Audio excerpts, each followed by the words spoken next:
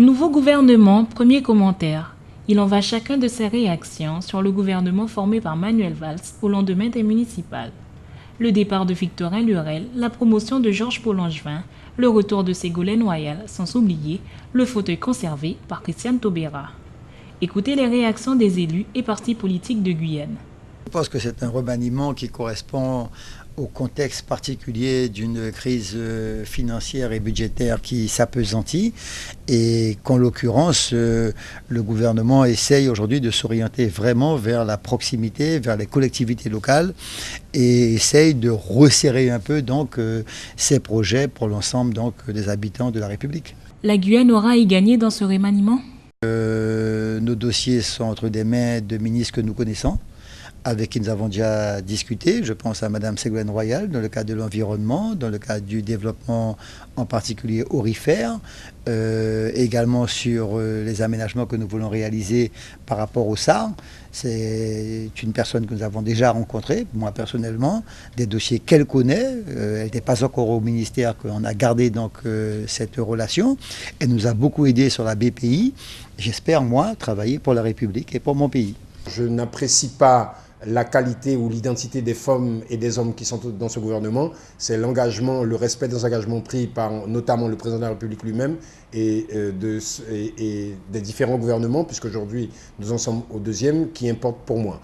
Donc en tant qu'exécutif, c'est espérer et formuler le vœu que tous les engagements pris en tout cas soient respectés et que les préoccupations guyanaises qui sont exprimées notamment dans le cadre de la mise en place de cette collectivité unique soient prises en compte, à savoir des moyens supplémentaires pour que cette collectivité assume ses missions de service public de la plus grande efficacité possible. S'agissant notamment du ministère de l'Éducation et de l'Enseignement supérieur, force est de constater que Mme Fiorazio était ministre de l'Enseignement supérieur et de la Recherche. Aujourd'hui, elle n'est plus au gouvernement. Donc, rappeler tout simplement à M. Benoît Hamon qu'il y a des engagements qui ont été pris par son prédécesseur et qu'il y a lieu de les respecter. Donc, ce qui me semble essentiel, c'est de savoir comment ce gouvernement va répondre de façon objective et efficace aux différentes problématiques qui se posent donc à la société française, le chômage, l'emploi, le redressement de l'économie. Et je crois que les hommes et les femmes qui aujourd'hui occupent les différents ministères sont des personnes d'expérience. Il faut espérer effectivement que les choses bougent dans le bon sens, en fait. Les changements étaient nécessaires dans la mesure où la population, lors des municipales, a montré un certain désaveu de la politique gouvernementale. Maintenant, est-ce que ce nouveau gouvernement fera mieux ? Je n'en sais rien, en tout cas on lui laissera le temps de travailler. J'attendais quand même un gouvernement de choc avec de grandes figures passées peut-être. Mais bon, je pense qu'il faut donner les chances à certaines qui sont là. S'agissant pour la garde des Sceaux, la reconduction de Christiane Taubira au ministère de la Justice, c'est une satisfaction en soi, personnelle, pour la Guyane ou vous-même. Quelles sont vos impressions ? Pour Mme Taubira, moi je crois que je me réjouis, et la Guyane probablement entière se réjouit de voir qu'on salue son travail et on salue sa pugnacité. Et c'est un pied de nez à tous ces xénophobes racistes qui l'ont harcelé tout au long de ces longues années. Et puis en tant que Guyanaise, je crois qu'elle a toute sa place dans le gouvernement. Elle a montré que dans des moments difficiles, elle était quasiment la seule à réussir partout où elle allait. 16 ministres contre 38 dans l'équipe sortante en attendant la nomination du secrétaire d'État supplémentaire, avec une parité parfaite, 8 femmes, 8 hommes. Une partie de l'opinion publique souhaitait le départ de Victorin Lurel et c'est chose faite. L'ancien ministre des Outre-mer pourra d'ores et déjà se consacrer à sa Guadeloupe en vue des régionales de 2015. Je salue le départ de M. Lurel. Je crois que M. Lurel n'a pas été véritablement le ministre que nous attendions pour l'Outre-mer.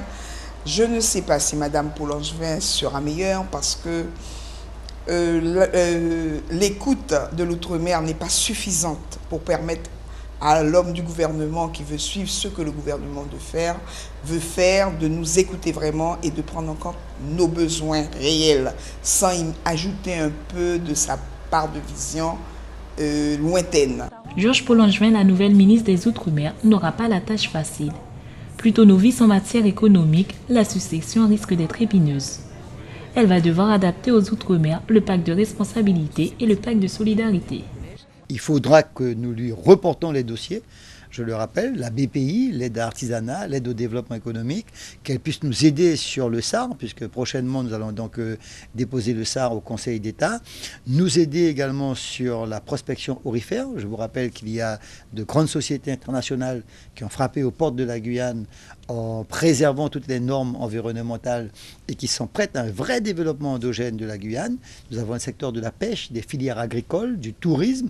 Bref, j'entends avoir un interlocuteur qui fasse avancer la Guyane et qu'on ait une seconde locomotive maintenant à la base spatiale. Peu importe les hommes ou les femmes, tout ce qui compte, c'est le respect des engagements pris aussi bien par le président de la République et donc à travers un gouvernement qui est appelé à mettre en œuvre la politique qu'il a décidée aussi bien pour la France que pour les Outre-mer. Surprise dans la liste des ministres du nouveau gouvernement de Manuel Valls. Christiane Taubira a survécu au remaniement ministériel. Elle reste garde des Sceaux. Une chose est sûre, la ministre guyanaise a été un des membres du gouvernement sur lesquels nous avons le plus entendu parler ces derniers mois.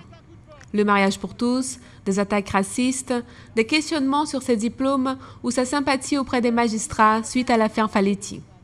Le procureur général de Paris qui aurait été invité à démissionner pour divergences politiques. Les relations entre l'ancienne députée guyanaise et Manuel Valls ont été pour le moindre un peu tendues suite à la grande réforme pénale. Projet qui a suscité un important conflit entre Valls et Taubira. Le Premier ministre protesta contre la contrainte pénale, principale mesure du projet, qui prévoit de créer une peine alternative en milieu ouvert pour les personnes coupables d'un délit puni jusqu'à 5 ans d'emprisonnement. Car selon Christiane Taubira, une prison ne préparerait pas à la réinsertion et qu'une personne préparée à sa sortie serait moins dangereuse pour la société qu'un détenu relâché sans aucun contrôle. Le 25 juillet 2013, par courrier adressé au président de la République, Manuel Valls a fait connaître sa désapprobation en ce qui concerne la réforme pénale. Si les divergences entre Christiane Taubira et Manuel Valls resteront dans le passé, il est difficile à dire.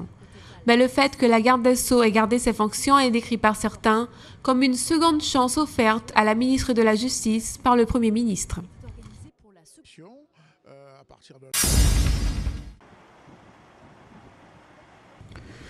Cette semaine, la préfecture a divulgué les chiffres de l'Observatoire régional de la sécurité routière en Guyane.